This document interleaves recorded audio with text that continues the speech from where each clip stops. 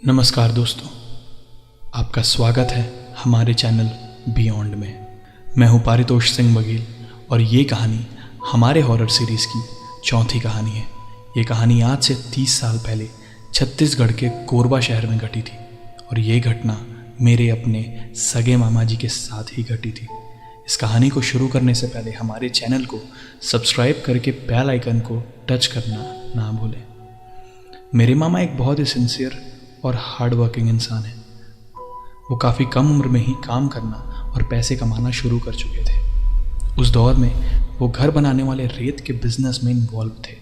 उन्हें कहीं भी अचानक जाना पड़ जाता था और उनके घर आने का कोई भी समय नहीं था। कोरबा शहर में उस समय कई जगह पर जंगलों जैसा माहौल था, तो जनरली लोग शॉर्टकट से पैदल ही आया जाया करते थे। एक रात मेरे मामा रेती का पेमेंट लेकर घर आ रहे थे।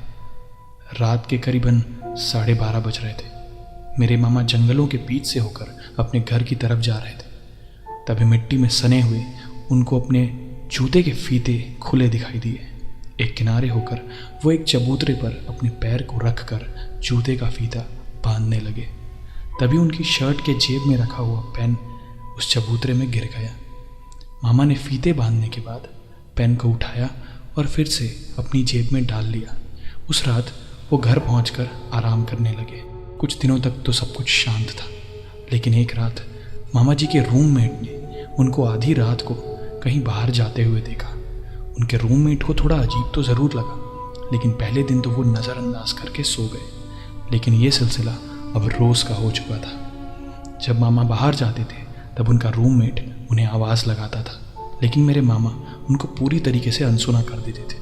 तभी एक रात मामा जी के रूममेट ने सोने से पहले ताला ही लगा दिया और उस रात मामा दरवाजे से जा टकराए, जिसकी वजह से उनके सर में चोट भी आ गई। अगले ही दिन मामा जी के रूममेट कोरबा में ही मेरे मामा के बहनोई के घर गए, यानी कि मेरे घर।